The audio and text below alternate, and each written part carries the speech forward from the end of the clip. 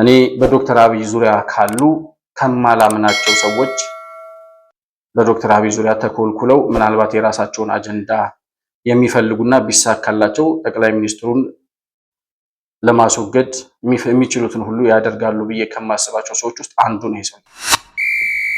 በትግራይ የወጣቶች አፈሳን ለማምለጥ በፊሽካ አዎ የሰማችሁት ድምጽ የፊሽካ ነው።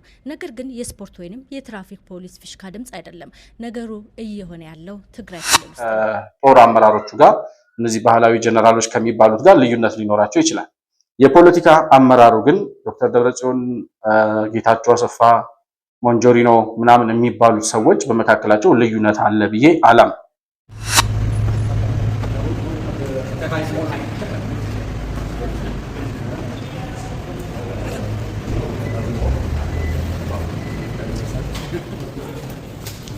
ደብረጽዮን በአካል ተገኘም አልተገኘም እሱን ወክለው ለተገኙ ሰዎች ፕሪቶሪያ ተግባራዊ እንዲደረግ ተናግሬ መጥቻለሁ ብሏል አምባሳደሩ። ይህንን ተግባራዊ ካላደረጉ እንግዲህ በቀጣይ የአሜሪካ መንግስትም የፌዴራል መንግስትም የሚወስዱትን እርምጃ የምናየው ነው የሚሆነው። ጦርነቱ ይጀምር ሳምንት አይቆይም። እነሱ ግን ሴፍ ኤግዚት አዘጋጅቷል። ይሄኔ መኖሪያ ቤቶቻቸው ምናምን አመቻችቷል። ሌሎች ሀገሮች ላይ የትግራይ ወጣት ወይ አንተነ ሰለባ የምትሆነው፣ አንተነ እናትን ደምንባ የምታስነባው፣ አንተነ እናትን ካለ ጧሪ ካለ ቀባሪ የምታስቀረው። እነ አቶ ጌታቸው ረዳ እነ ጻድቃን አዲስ አበባ ተቀምጠው ምን እንደሚሰሩ ራሱ እስካሁን ይሄ ነው የሚባል ፋይዳ ያለው ነገር ሲሰሩ አልተመለከትንም። የተለያዩ ፎረሞች የሰላም ፈላጊዎች ስብስብ ምናምን ሲባል እንሰማለን። ነገር ግን ጠብ የሚል ነገር እስካሁን አልተመለከትንም። ትግራይ ለኔ ተፈናቃይ ናቸው። የተሰደዱት ሳያንስ ለስደት የተዳረጉ ናቸውና ሀገራቸው ቢሆንም ልዩ ትሪትመንት ያስፈልገዋል። ይሄ ማለት አቀማጥሉን ምናምን አይደል። ከዛ በተረፈ ምን ስለሆነ ነው ሌላ ትሪትመንት ለትግራይ ተወላጆች የሚደረገው? ከዚህ በፊት ከአዲስ አበባ ሸሽተው ከአዲስ አበባ አምልጠው ወይም ደግሞ ከአዲስ አበባ ወጥተው ወደ ጦር ግንባር ሲዘምቱ ታው ይሄ ነገር ትክክል አይደለም ብላችሁ ተናግራችሁ ነበር። ይበቃናል፣ ስደት ይበቃናል፣ ሞት ይበቃናል፣ ጦርነት ይበቃናል፣ እንግልት ይበቃናል፣ በአጠቃላይ ህወሓት ይበቃናል የምንልበት ሰልፍ ነው የሚሆነው። እሱ አይደለም ወይ ጦርነት የሚቀሰቅሰው? እሱ አይደለም ወይ ጊዜያዊ አስተዳደሩን ያፈረሰው? እሱ አይደለም ወይ አሁን ትግራይ ክልል ያለውን በህገ ወጥነት እየተንቀሳቀሰ ያለውን የህወሓት ቡድን እየመራ ወደ ጥፋት እየወሰደ ያለው? እሱ አይደለም ወይ?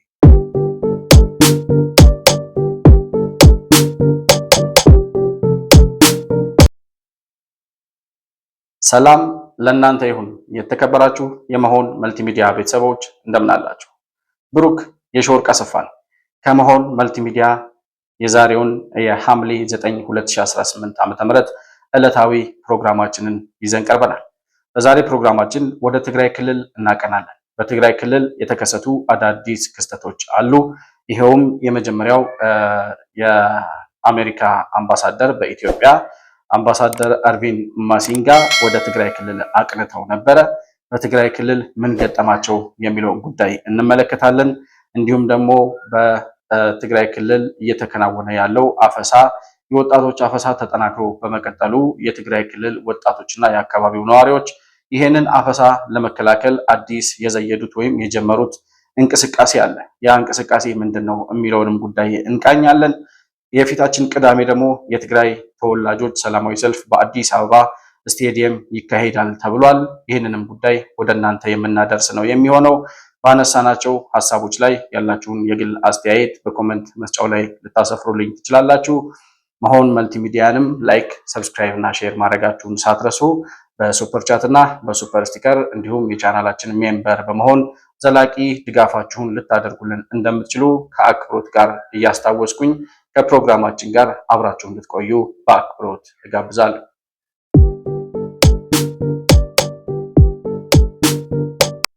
እንግዲህ የአሜሪካው አምባሳደር ወደ ትግራይ ክልል አቅንተው ነበር። አምባሳደር አርቪን ማሲንጋ ወደ ትግራይ ክልል አቅንተው ነበረ። ይሄው አምባሳደር ከአንድ 2 ሳምንት በፊት ወደ ትግራይ ክልል ለመሄድና ጉብኝት ለማድረግ ኦሉሴጉን ኦባሳንጆ ወደ ትግራይ ሂደው በነበረበት ጊዜ ከዛ ሳምንት ኦሉሴጉን ኦባሳንጆ ወደ ትግራይ ክልል ሂደው ከዛ በኋላ በሳምንቱ አምባሳደሩ ወደ ትግራይ ክልል ለመሄድ እቅድ ነበራቸው። ነገር ግን የትግራይ ክልል የህወሓት ባለስልጣናት አምባሳደሩ እንዳይሄዱ ክልከላ አድርገው ነበር። የጸጥታ ችግር ስላለብን የሴኩሪቲውን የጸጥታውን ሁኔታ ኃላፊነት መውሰድ ስለማንፈልግ በሚል ምክንያት አምባሳደሩ ወደ ትግራይ ክልል እንዳይሄዱ ክልከላ አስቀምጠው ነበረ። ያስቀመጡትም የጸጥታ ስጋት ስላለብን ይህንን ኃላፊነት አንወስድም በሚል ነበረ። ነገር ግን ከዚያ በኋላ በተደረገ ንግግር አምባሳደሩም ሄደው የመጎብኘት ፍላጎታቸው እንዲሁም ደግሞ የፕሪቶሪያው ስምምነት አስፈጻሚ አካል ወይም ደግሞ ያንን ጉዳይ በትኩረት የሚከታተለው የአሜሪካ መንግስት የፕሪቶሪያው ስምምነት ተፈጻሚ እንዲሆንና ከነ ዶክተር ደብረጽዮን እንዲሁም ከፌዴራል መንግስት ጋር ያለው ግንኙነት በሰላማዊ ሁኔታ እንዲቋጭ አሜሪካ እያደረገችው ካለው እንቅስቃሴ ጋር አምባሳደሩ መሄድ ነበረባቸውና በትላንትናው ዕለት ወደ ትግራይ ክልል አቅንተው ነበር። ነገር ግን ዶክተር ደብረጽዮን አልተቀበሏቸውም። የተቀበሏቸው ምንድነው በምን ስልጣን ላይ እንዳሉ ራሱ እርግጠኛ አይደለሁም። አሁን አምባሳደር አዲስ ዓለም ባሌማ እሳቸውና የዶክተር ደብረጽዮን ምክትል የሆነው አማኑኤል አሰፋ ናቸው የተቀበሏቸው።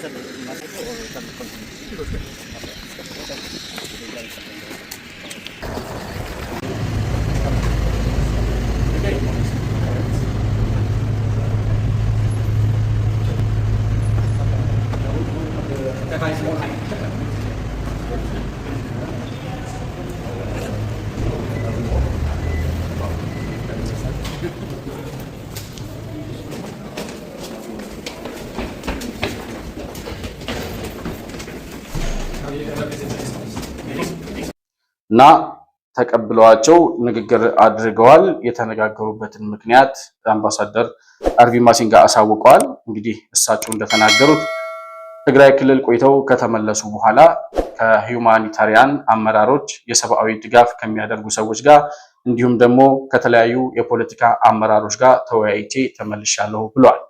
በማሳረጊያቸውም የፕሪቶሪያው ስምምነት ሙሉ ለሙሉ ተግባራዊ እንዲሆን ተነጋግረናል ሲሉም አሳውቀዋል። ነገር ግን የፕሪቶሪያው ስምምነት ተግባራዊ እንዲሆን እነ ዶክተር ደብረጽዮን ፈቃደኛ እንዳልሆኑ ይታወቃል። ስለዚህ ይሄ በሆነበት ሁኔታ አምባሳደሩ የፕሪቶሪያው ስምምነት ተግባራዊ እንዲሆን ብለው በፌስቡክ ፔጃቸው ላይ በኤምባሲው ፔጅ ላይ የጻፉት ነገር ከዚህ በኋላ እንግዲህ እነ ዶክተር ደብረጽዮን ይሄንን ጉዳይ ለማስፈጸም ፈቃደኛ ካልሆኑ አሜሪካ ከዚህ በፊት በተወሰኑ የህወሓት አመራሮች ላይ ጥላው የነበረው የቪዛ እቀባ እንዲሁም ደግሞ በቀጣይነት ሀብታቸውን በቤተሰቦቻቸው ስም ሁሉ ያለውን ሀብት እስከ ማገድ ድረስ የሚደርስ እርምጃ እንደምትወስድ ተናግራ ነበረ።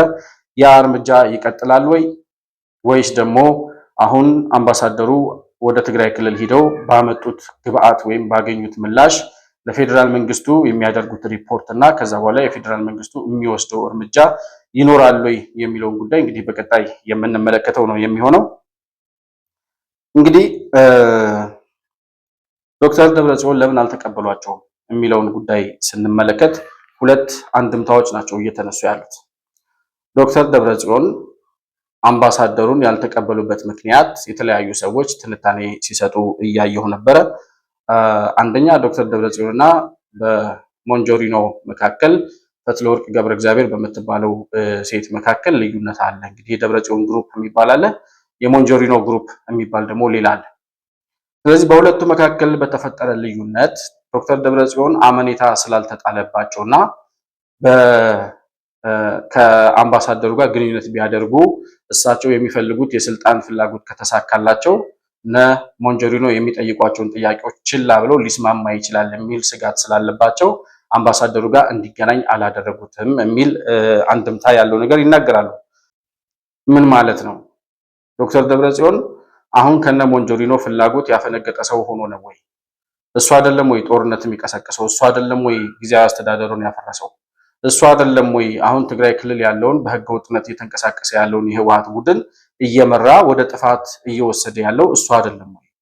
አሁን ከአምባሳደሩ ጋር በግል ሊስማማ ይችላል በሚል ምክንያት ከነደብረጽዮን ጋር ልዩነት ፈጥሮ ነው የሚለው ነገር ለኔ አያሳምነኝም፣ እንደ ግለሰብ ማለት ነው።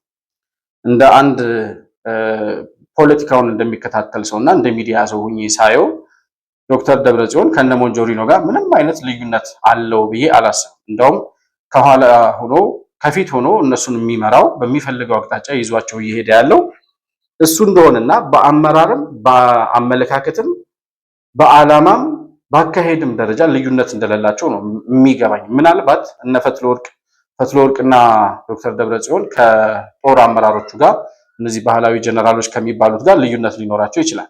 የፖለቲካ አመራሩ ግን ዶክተር ደብረጽዮን፣ ጌታቸው አሰፋ፣ ሞንጆሪኖ ምናምን የሚባሉት ሰዎች በመካከላቸው ልዩነት አለ ብዬ አላም። ስለዚህ እንደዛ ካልሆነ የመጀመሪያው ቢሆን ወይም ደግሞ የመጀመሪያው ሴናሪዮ አይደለም ካልን ምን ሊሆን ይችላል የሚለውን ነገር ስናነሳ እኔ እንደሚገባኝ ዶክተር ደብረጽዮን እንግዲህ በቅርቡ የአሜሪካ መንግስት በእነሱ ላይ የጣለችውን ማዕቀብ ተቃውሞ ምላሽ እንደሰጡ እናስታውሳለን። አሁንም አምባሳደሩ የሄዱት የፕሪቶሪያው ስምምነት ተግባራዊ እንዲደረግና የነ ዶክተር ደብረጽዮን በስህተት የመጣ ወይም ደግሞ ተቀባይነት የሌለው አስተዳደር ፈርሶ በፕሪቶሪያው ስምምነት መሰረት ጊዜያዊ አስተዳደር ተደርጎ የተሾመው የታደሰ ወረደ አስተዳደር እንዲመለስ አምባሳደሩ እንደሚጠይቁ ያውቃል። ስለዚህ ይህንን ጥያቄ ላለመስማት አንደኛ፣ ሁለተኛ ደግሞ ለአሜሪካ መንግስት ያላቸውን ተቃውሞ ለመግለጽ አምባሳደሩን ላለመቀበል እንግዲህ ግንባር ቀደሙ የዚህ አሁን ባለው ሁኔታ ምንም እንኳን እውቅናና ተቀባይነት ባይኖረውም ትግራይን እያስተዳደረ ያለው በዶክተር ደብረጽዮን የሚመራው ቡድን እንደሆነ ይታወቃል። ስለዚህ በአመራርነት ያለው ደብረጽዮን ስለሆነ እሱ አምባሳደሩን ባለማግኘት ያለውን ተቃውሞ ለአሜሪካ ያለውን ተቃውሞ እየገለጸ ነው ብዬ ነው የማምነው። ይሄ ምን ድረስ ይወስዳቸዋል? እንግዲህ በቀጣይ የምናየው ነው የሚሆነው። አምባሳደሩን ተቀብሎ አነጋገረ አላነጋገረ፣ ከዚያ በኋላ ባለማነጋገሩ ምን ይመጣል፣ በማነጋገሩስ ምን ያገኛል የሚለውን ጉዳይ እንግዲህ መተንተንና ማየት የሚችሉ ሰዎች ስላልሆኑ እነ አሜሪካ እየጠየቁ ያሉት ከፌዴራል መንግስት ጋር በጋራ ሆነው የፕሪቶሪያው ስምምነት ተግባራዊ እንዲደረግ፣ ደብረጽዮን በአካል ተገኘም አልተገኘም እሱን ወክለው ለተገኙ ሰዎች ፕሪቶሪያ ተግባራዊ እንዲደረግ ተናግሬ መጥቻለሁ ብሏል አምባሳደሩ። ይህንን ተግባራዊ ካላደረጉ እንግዲህ በቀጣይ የአሜሪካ መንግስትም የፌዴራል መንግስትም የሚወስዱትን እርምጃ የምናየው ነው የሚሆነው። ነገር ግን ዶክተር ደብረጽዮን ከዚህ በፊት ኦሉሴጉን ኦባሳንጆን አነጋግረው የነገሯቸውን ወደ ፕሪቶሪያው ስምምነት ተግባራዊነት እንዲመለሱና ያመጡትን ጊዜያዊ አስተዳደር አፍርሰው ያንን በጀነራል ታደሰ ወረደ የሚመራውን አስተዳደር እንዲመልሱ ከነገሯቸው በኋላ ፈቃደኛ ሳይሆኑ ሲቀሩ ለፌዴራል መንግስትም ለአሜሪካ መንግስትም መጥተው ሪፖርት አድርገው ነው ማዕቀቡ የተጣለባቸው። አሁንም አምባሳደሩ ሄደው የተናገሩት ነገር እና የሰጡት አቅጣጫ ተግባራዊ ካልተደረገ በቀጣይ የሚወሰድ እርምጃ ይኖራል ማለት ነው በፌዴራል መንግስትም በአሜሪካ መንግስትም በኩል። ስለዚህ ይሄ በሆነበት ሁኔታ ለአሜሪካ መንግስት አሁን ዶክተር ደብረጽዮን እውቅና የሌለው ፓርቲ የሚመራ በኢትዮጵያ ብሔራዊ ምርጫ ቦርድ የተሰረዘ በኢትዮጵያ መንግስት እውቅናና ይሁንታ የሌለው እንዲያውም አሸባሪ ተብሎ ተፈርጆ የነበረ ቡድን እንደገና ተመልሶ ወደ አሸባሪነት ሊስት ውስጥ ለመግባት እየታገለ ያለ ቡድን የኢትዮጵያ መንግስት ትዕዛዝ አልቀበልም ብሎ ህገወጥ እንቅስቃሴዎችን እያደረገ በህገወጥ መንገድ ዓለም አቀፍ ስምምነት የሆነውን የፕሪቶሪያል ስምምነት አፍርሶ በራሱ የጥፋት መንገድ እየሄደ ያለ ቡድን ለአሜሪካ መንግስት ያለውን ተቃውሞ አሳየ አላሳየ ራሱ ላይ እባብ ከመጠምጠም ውጪ ሌላ የሚፈይደው ነገር አለ ብለን አናም። አምባሳደሩ ወደ ትግራይ ክልል ሲሄዱ ጀነራል ታደሰ ወረደን የማናገር ፍላጎትም ነበራቸው። ነገር ግን አሁን ጀነራል ታደሰ ወረደን አላገኙትም። አምባሳደር አርቪን ማሲንጋ ከጀነራል ታደሰ ጋር አልተገናኙም። በጀነራል ታደሰ ላይም ሁለት አይነት አንድምታዎች ናቸው እየተነሱ ያሉት። ሁለት አይነት ሴናሪዎች አሉ።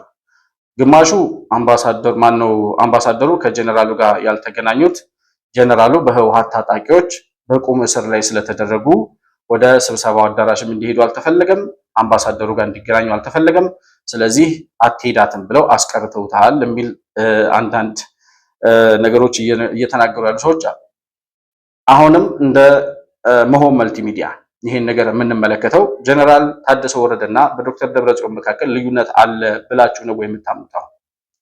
እኔ ብዙ ጊዜ ተናግሬያለሁ። ገና ጀነራል ታደሰ ወረደ ስልጣኑን ለቆ ለነ ደብረጽዮን ሳያስረክብ በፊት በጀነራል ታደሰና በደብረጽዮን መካከል ልዩነት እንደሌለ የተለያዩ የሚመስሉት መፈንቅለ መንግስት እያሉ የሚፎክሩት ጀነራል ታደሰም ስልጣኔን አልለቅም እያለ የሚፎክረው ሆን ብለው ለማስመሰል የፌዴራል መንግስቱን ለማዘናጋት እንጂ በሁለቱ መካከል ልዩነት ኖሮ አይደለም።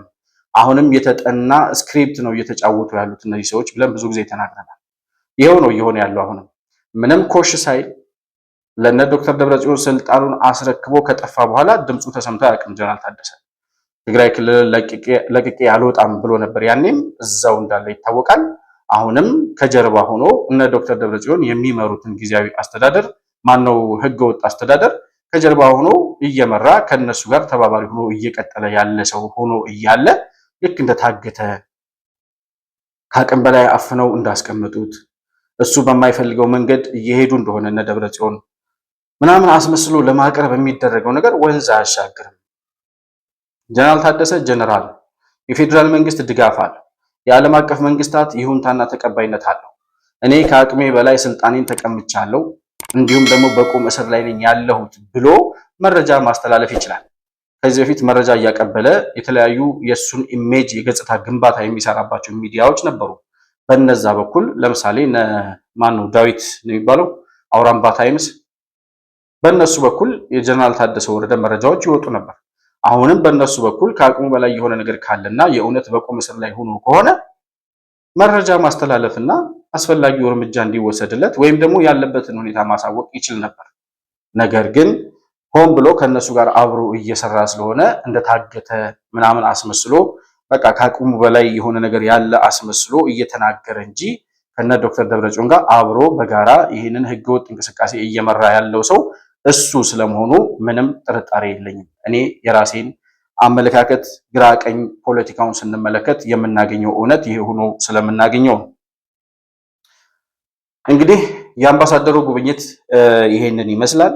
በትግራይ ክልል ግን አሁንም የወጣቶች አፈሳ ቀጥሏል። አሁንም ከትምህርት ቤቶች ከተለያዩ የጨዋታ ቦታዎች ኳስ ከሚመለከቱ ልጆች እንዲሁም ደግሞ ሌሊት ከየቤታቸው እየዞሩ ወጣቶችን ከ18 ዓመት በታች የሆኑ ለጦርነት ያልደረሱ ልጆችን እያፈሱ ወደ ጦር ግንባር ወይም ደግሞ ወደ ጦር ካምፕ እየወሰዱ ያሉ የህወሓት ታጣቂዎች አሉ። ይህን ለመከላከል የትግራይ ተወላጆች እና የአካባቢው ነዋሪዎች ታጣቂዎቹ ወጣቶቹን ሊያፍሱ ሲመጡ በጋራ ተሰባስበው ለማስቆምና ለመከላከል እንዲመቻቸው የፊሽካ ፖለቲካ ጀምረዋል። ይሄ የፊሽካ ፖለቲካ ምንድን ነው ካላችሁ፣ ታጣቂዎቹ ወጣቶቹን ለማፈስ በሌሊት ነው የሚመጡት። በሌሊት ሲመጡ እነዛ ታጣቂዎች መምጣታቸውን የአካባቢው ነዋሪ እንዲያውቅና ተሰባስቦ ለማስጣል እንዲመቸው ፊሽካ ይነፋሉ ማለት ነው። ይህንን ቢቢሲ ነው የዘገበው። በትግራይ የወጣቶች አፈሳን ለማምለጥ በፊሽካ አዎ የሰማችሁት ድምጽ የፊሽካ ነው። ነገር ግን የስፖርት ወይንም የትራፊክ ፖሊስ ፊሽካ ድምጽ አይደለም። ነገሩ እየሆነ ያለው ትግራይ ክልል ውስጥ ነው። ወጣቶች የአስገዳጅ ወታደራዊ አፈሳን ለመከላከል ተደራጅተው የዘየዱት መላ ነው። በንብረትና በህይወት አደጋ የሚያደርስ ነገር አልታጠቅንም። ብቸኛው ያለን ነገር ፊሽካ ነው። አዲስ ነገር አይደለም። ፊሽካ ለትግራይ የቅርብ ጊዜ ትውስታ ነው። ባለፈው በነበረው ጦርነት የጸጥታ መዋቅሩ ፈርሶ ወይም ተዳክሞ ስለነበር በዚያ ምክንያት ህዝቡ ለተለያዩ ወንጀሎች ተጋላጭ ሆኖ ነበር። አንዱ ስርቆትን መከላከያ የነበረው መንገድ ፊሽካ ነው። አሁን ደግሞ ሰው ባላመነበት ተግባር ያለ ፈቃዱ በግድ ሰብአዊ ክብሩ ተገፎ ወደ ወታደራዊ ስልጠና ማዕከል እየተወሰደ ነው። ህይወቱንና ህልሙን ሊያጨናግፉ የሚመጡ አካላትን ለመመከት ነው ይህንን ፊሽካ የምንጠቀመው። ክምክት እዩ ፊሽካ ይተዓጠቅሉላ። በትግራይ ወጣቶች ታጣቂዎች በግዳጅ እንዳያፍሷቸው ለመከላከል ፊሽካ በመንፋት ራሳቸውን እየተከላከሉ ነው። መቀሌን ጨምሮ በብዙ የትግራይ አካባቢዎች በፊሽካ የመጠራራትና የመሰባሰብ ዘዴ እየተገበሩ ነው። ፊሽካው መጀመሪያ የሚነፋው አፈሳውን የሚያከናውኑት አካላት እየመጡ ነው ብሎ ለመጠቆም ነው። ከዚያ ወጣቶቹ ተሰባስበው ሰው በግዳጅ እንዳይወሰድ ይከላከላሉ ወይንም ደግሞ ከአካባቢው ይሰወራሉ። ጊዜያዊ አስተዳደሩን አፍርሶ የክልሉን ስልጣን የተቆጣጠረው ህወሓት ግን ምልመላው በፈቃድ ላይ የተመሰረተ መሆኑን ይገልጻል። ነገር ግን በክልሉ ውስጥ ምልመላውን አስገዳጅ የሚያደርግ ህግ ወጥቶ ተግባራዊ እየተደረገ ነው። በትግራይ የወጣቶች አፈሳ ባለፉት ወራት በስፋት እየተካሄደ እንደሆነ ይነገራል። ይህንን በመቃወማቸው የታሰሩ እናቶች መኖራቸውም እንዲሁ ተዘግቧል። እንግዲህ በዚህ ደረጃ ነው የትግራይ ህዝብ ያለው። ሌሊት እየመጡ ህፃናትን ለጦርነት እድሜያቸው ለጦርነት ያልደረሱ ልጆችን እያፈሱ የሚሄዱ የህወሓት ታጣቂዎች አሉ። እነሱን ለማስቀረት ወይም ከነሱ እጅ ልጆቹን ለማስጣል የአካባቢው ነዋሪ በፊሽካ እየተጠራራ እየታገለ ያለበት ሁኔታ ነው ያለው። ያስቀሯቸዋል የታጠቁ ሰዎች ጋር በፊሽካ ታግለው ያስቀሯቸዋል የሚለው ነገር አንድ ጉዳይ ነው። ነገር ግን እየሰማን ያለነው ልጆቻችንን አትወስዱም አንሰጥም ያሉ የትግራይ ልጆች የትግራይ እናቶች አብረው ወደ ፖሊስ ጣቢያ እየተወሰዱ እየታሰሩ እንደሆነም እየሰማን እና ለማንኛውም ግን ይሄ የፊሽካ እንቅስቃሴያቸው የትግራይ ክልል ያለበትን የአፈና ሁኔታ የአፈና ደረጃ ህዝቡ እየተሰቃየ ያለበትን የሰላም እጦትና የነጻነት የሰብአዊነት መገፈፍ በጣም የሚያሳይ ስለሆነ ሁላችንም ይሄንን ሼር ልናደርግላቸው ይገባል ብዬ አስባለሁ። ነገር ግን አሁን ህወሓት ወጣቶችን እያፈሰ ያለው ከማጋ ጦርነት ለመቅጠም ነው። የፌዴራል መንግስቱ እንግዲህ ወደ ጦርነት ላለመግባት ከሚገባው በላይ እየታገሰ ነው ያለው። በትግራይ ክልል አንድም ጥይት እንዲጮህ አልፈልግም እያለ ነው ያለው የፌዴራል መንግስት እና አሁንም ወጣቶችን ግን ማፈሱን ቀጥሏል የህወሓት መንግስት የህወሓት አስተዳደር እና ከማጋ ነው ጦርነት የሚገጥሙት ብሎ ጥያቄ የሚያነሳ ሰው ካለ በሚችሉት አጋጣሚ በኤርትራ በኩል ወጣቶችን እያስወጡ ወደ ሱዳን በማይመለከታቸው አርሚ ሰባ ምናምን ወደሚባለው የህወሓት ታጣቂዎች ቡድን እያሰረጉ እያስገቡ በሱዳን ጦርነት ውስጥ እንዲማገዱ እያደረጓቸው ናቸው ያሉት እና በጣም አሰቃቂ ሁኔታ ነው ያለው። ይህንኑ አፈሳ እየሸሹ ደግሞ ወደ ትግራይ ወደ መሀል ሀገር ወደ አዲስ አበባ እየመጡ ያሉ የትግራይ ተወላጆች እዚህ ጋር ወደ አዲስ አበባ እየሸሹ እየመጡ ያሉ የትግራይ ወጣቶችን በተመለከተ አንዳንድ የማይገባኝ ነገር ሲወራ እሰማለሁ እና ከትግራይ ክልል ወደ አዲስ አበባ የመጡ ልጆች የትግራይ ተወላጆች ፕሪቪሌጅ ወይም ደግሞ ልዩ ምንድን የሚባለው ልዩ ትሪትመንት ወይም ደግሞ ልዩ ድጋፍ ወይም ደግሞ የተሻለ ከሌላው በተለየ መልኩ ትሪት እንዲደረጉ አቀባበል እንዲደረግላቸው የተለያዩ ድጋፎች እንዲደረጉላቸው በተለያዩ ስልጠናዎች ላይ እንዲገኙ አይነት ነገር ለትግራይ ተወላጆች ፕሪቪሌጅ ያስፈልጋቸዋል ተፈናቃዮች ስለሆኑ ምናምን የሚባል ነገር ይወራል። ይህን የሚያወራው ሰው ደግሞ ዘሪሁን ይባላል። ዘሪሁን ተሾመ እኔ በዶክተር አብይ ዙሪያ ካሉ ከማላምናቸው ሰዎች በዶክተር አብይ ዙሪያ ተኮልኩለው ምናልባት የራሳቸውን አጀንዳ የሚፈልጉና ቢሳካላቸው ጠቅላይ ሚኒስትሩን ለማስወገድ የሚችሉትን ሁሉ ያደርጋሉ ብዬ ከማስባቸው ሰዎች ውስጥ አንዱ ነው ይሰው። ምናልባት ተሳስቼ ሊሆን ይችላል። ነገር ግን ከዚህ በፊት የነበረ ንግግሮቹን ሳዳምጥ ነበር ሰሞኑን። ምናልባት አንድ ፕሮግራም እንሰራበታለን በዚህ በዘሪሁን ተሾመ ንግግሮችና አሁን ባለው አቋሙ ላይ ከዚህ በፊት የለውጡን መንግስት ተቃውሞ ምን ይናገር ነበር፣ አሁን ምን እያደረገ ነው ያለው የሚለውን ጉዳይ አንድ ፕሮግራም እንሰራበታለን። ግን ይሄ ሰው ዘሪሁን ተሾመ የዛሚ ኤፍኤም ባለቤት ነበር፣ የሚሚ ስብሃቱ ባለቤት ነው እና በትግራይ ወጣቶች ፎረም ላይ ተገኝተው ከዚህ በፊት እናቶ ጌታቸው ረዳም ተገኝተው ባስተላለፉት መልእክት ያስተላለፉበት መድረክ ማለት ነው።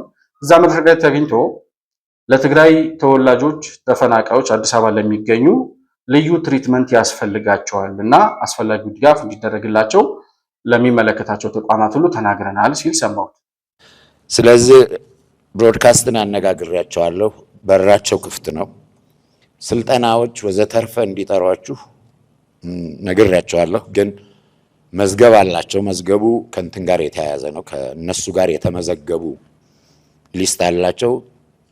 ዶስ ኦፍ ዩ ህጋዊ እንትንም አግኝታችሁ እነሱ ጋር ምናምን እንትን ማድረግ የምትሉ ከሆነ ሂዱ አውሯቸው። የትግራይ ለኔ ተፈናቃይ ናቸው። የተሰደዱት ሳያንስ ለስደት የተዳረጉ ናቸውና አገራቸው ቢሆንም ልዩ ትሪትመንት ያስፈልገዋል። ይሄ ማለት አቀማጥሉን ምናምን አይደለም። ቢሮክራሲውን ቀለል አድርጉላቸው ምናምን ብያቸዋለሁ። እሺ ብለዋል። ይሄንን ሊስትም እኛ ጋር አሁን ያለውንም ሼር አደርጋቸዋለሁ ሶዳት እንዲያውቁ።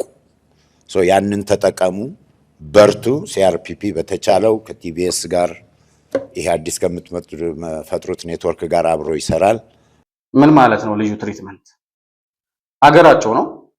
አዲስ አበባም ሌሎች ከተሞችም ልክ መቀሌ ሀገራቸው እንደሆነ ሁሉ አዲስ አበባም ሀገራቸው።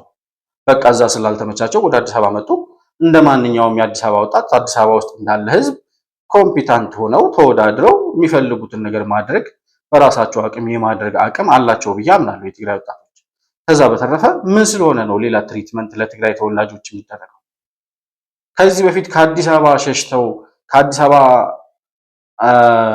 አምልጠው ወይም ደግሞ ከአዲስ አበባ ወጥተው ወደ ጦር ግንባር ሲዘምቱ ተው ይሄ ነገር ትክክል አይደለም ብላችሁ ተናግራችሁ ነበር ወይ? 2013 ዓ.ም አዲስ አበባ የነበሩ የተለያዩ የትግራይ ክልል የአዲስ አበባ የኢትዮጵያ ከተሞች ውስጥ የነበሩ ወጣቶች እየሄዱ የህወሓትን ጦርነት ሲቀላቀሉ ትግራይ ተስዕር እያሉ ተእስር ነው ተስዕር እያሉ ሲፎክሩ እንበር ተጋዳ ላይ ወሊደ ተበል ትግራይ ተጋዳ ላይ እያሉ ሲፎክሩብን ተው ይሄ አካሄድ ጥሩ አይደለም ብላችሁ ነግራችኋቸው ነበር ወይ ለነዚህ ወጣቶች?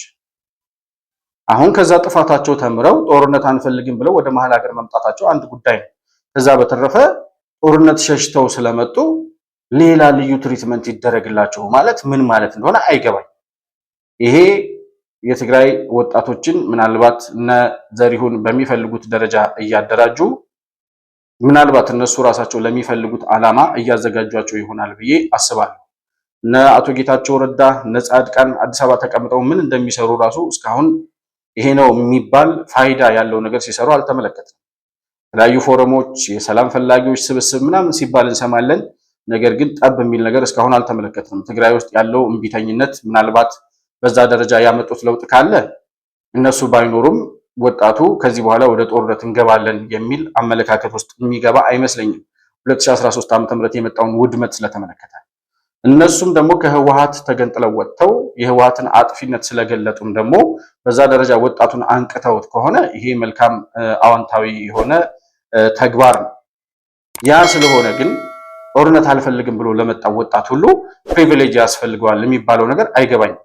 እንደ ማንኛውም ወጣት አዲስ አበባ እንዳለ እንደ ኦሮሞ፣ እንደ ጉራጌው፣ እንደ አማራው፣ እንደ ሲዳማውና እንደ ወላይታው ወጣት እንደ ማንኛውም ወጣት ካልሆነ በስተቀር ለትግራይ ተወላጆች ልዩ ትሪትመንት የሚባለው ነገር አይገባኝም እኔ እና ይሄ ነገር ወዳልሆነ መስመር እንዳይሄድ ያሰጋልና በተለይ እንደ ዘሪሁን እየሄዱበት ያለው ነገር አሁን እዚህ ላይም ሲናገር ሰምታችሁት ከሆነ እየሞቱ ከመታገል ኑረው እየኖሩ ታግሎ ዓላማ ማሳካት ይሻላል ይላል። እየሞቱ የሚታገሉት እነማን ናቸው? እየኖሩ የሚታገሉት እነማን ናቸው የሚለውን ጉዳይ በዝርዝር እንመለከተዋለን።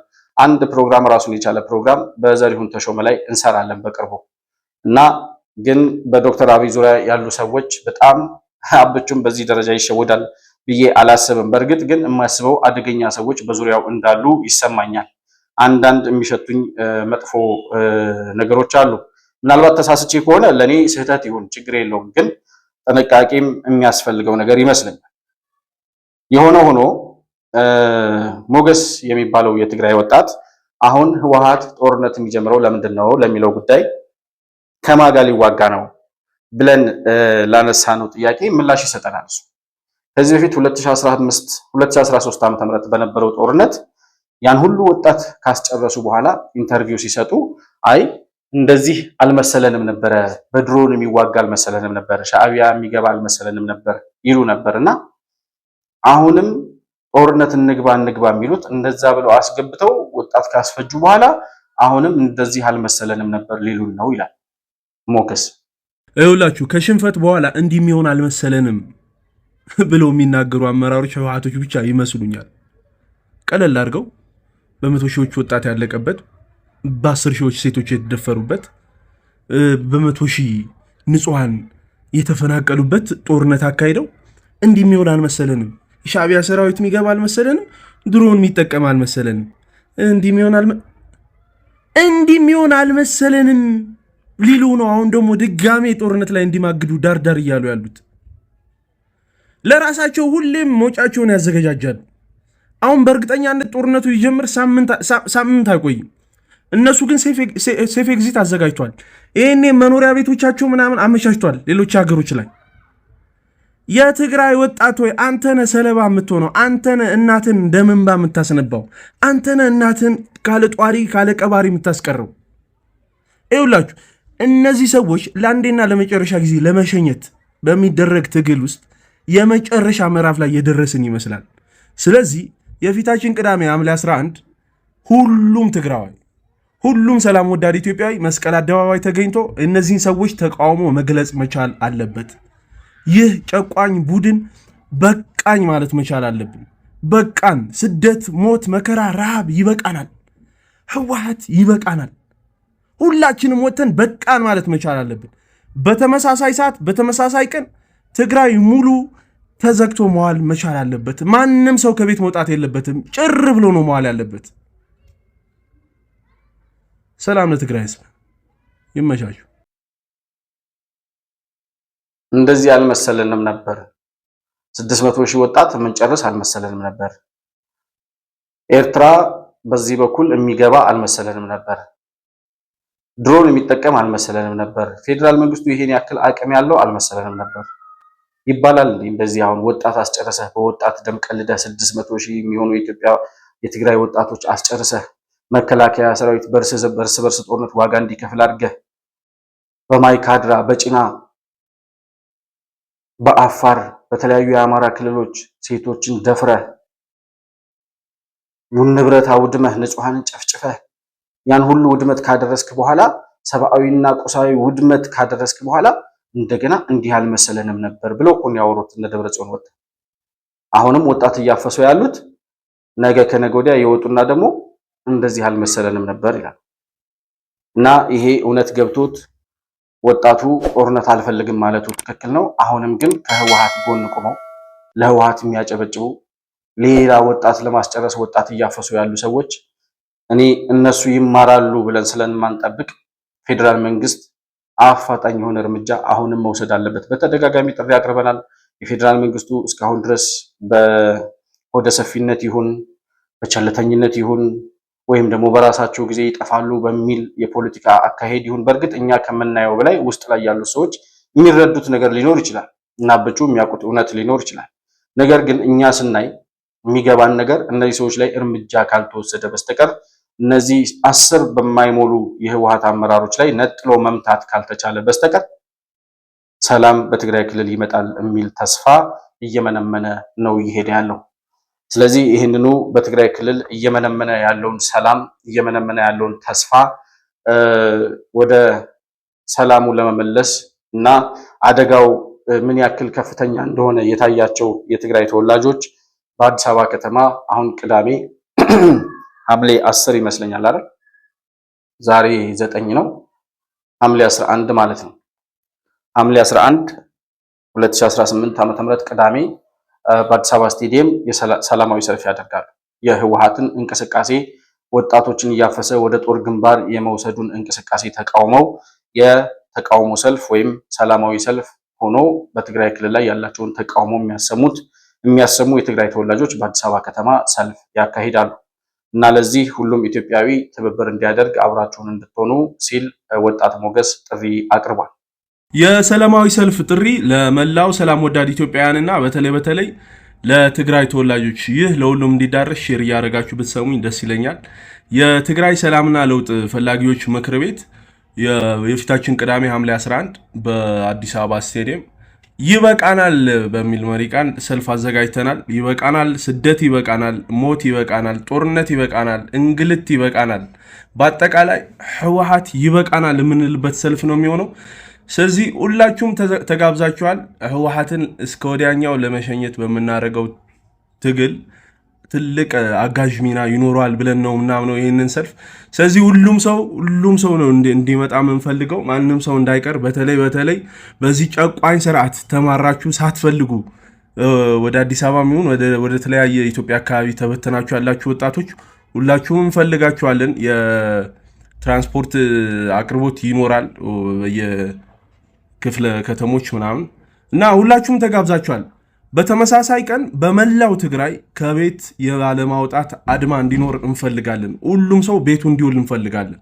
መላ ትግራይ እዚኛ ሰልፍ ስንወጣ ትግራይ ጭር ብሎ እንዲውል እንፈልጋለን። ስለዚህ ትግራይ ለሚገኙ ዘመድ አዝማዶቻችሁ ለምታውቁት ሰው ሁሉ ንገሩ። ማንም ሰው የዛን ዕለት ቅዳሜ ሐምሌ 11 ማንም ሰው ከቤቱ እንዳይወጣ በዚህ መንገድ ተቃውሟችን መግለጽ መቻል አለብን። እንዲሁም ለፌዴራል መንግስትና ለዓለም አቀፍ ተቋማት የትግራይ እናቶች ለቅሶ ይቁም፣ የትግራይ ወጣቶች አፈሳ ይቁም፣ በአጠቃላይ ህወሓት ይጥፋልን ብለን የምንጮህበት ቀን ነው የሚሆነው። ስለዚህ ሁላችሁም ተጣርታችኋል፣ ማንም ሰው እንዳይቀር። ሰላም ለትግራይ ህዝብ፣ ይመቻችሁ። እውነት ለመናገር ይሄ የሁላችንም ኢትዮጵያውያን ጉዳይ ነው። አሁን ህወሓት ያመጣብን በሽታ ሆኖ እንጂ የህወሓት ጉዳይ ለአማራው፣ የትግራይ ጉዳይ ለአማራው አይመለከተውም፣ የአፋሩ ለሶማሊያ አይመለከተውም በሚል በፌዴራሊዝም በዘር ፌዴራሊዝም በተዋቀረ አደረጃጀት ስለተደራጀ እንጂ ይህን ሰላማዊ ሰልፍ የኢትዮጵያውያን ሰላማዊ ሰልፍ አድርገን ሁላችንም በጋራ መገኘት ነበረብን። ነገር ግን የዘር ፖለቲካው ያመጣው ጣጣ ስለሆነ የትግራይ ተወላጆች ተብሎ ነው ሰላማዊ ሰልፉ እየተጠራ ያለው። የሆነ ሆኖ ኢትዮጵያውያን የትግራይ ጉዳይ የሁላችንም ጉዳይ እንደመሆኑ መጠን ይህን ሰላማዊ ሰልፍ በአካል መገኘት የምንችል በአካል ተገኝተን በሚዲያ ማሰራጨትና ማስተላለፍ የምንችል በሚዲያ ሽፋን ሰጥተን በሐሳብም በተለያየ መንገድም መደገፍ የምንችል ሰዎች ይህንን የተቃውሞ ሰልፍ ሳፖርት በማድረግ የትግራይ ልጆች የሚያሰሙትን ተቃውሞ ለዓለም አቀፉ ማህበረሰብ ለማዳረስ የበኩላችንን እንድናደርግ እኛም ጥሪ እናደርጋለን። እንግዲህ ከአሜሪካው አምባሳደር ጉብኝት በኋላ የአሜሪካ መንግስት ምን ያደርጋል? የፌዴራል መንግስቱ ምን አይነት እርምጃ ሊወስድ ይችላል? ህወሓትስ ከዚህ በኋላ ምን አይነት እንቅስቃሴ ሊኖረው ይችላል? በሚለው ጉዳይ ላይ የሚወጡ አዳዲስ መረጃዎችን በትኩሱ ወደ እናንተ ይዘን የምንመጣ ነው የሚሆነው። ለዛሬ ግን ያለኝን መረጃዎች በዚሁ አጠናቅቄያለሁ።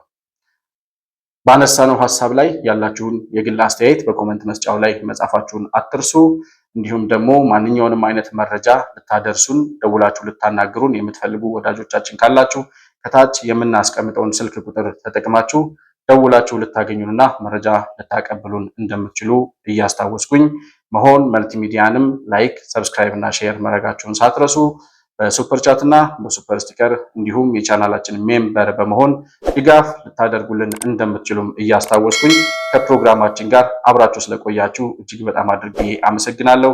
በሌላ ፕሮግራም በአዲስ መረጃ እስከምንገናኝ ድረስ ሰላም በያላችሁበት ለእናንተ ይሁን።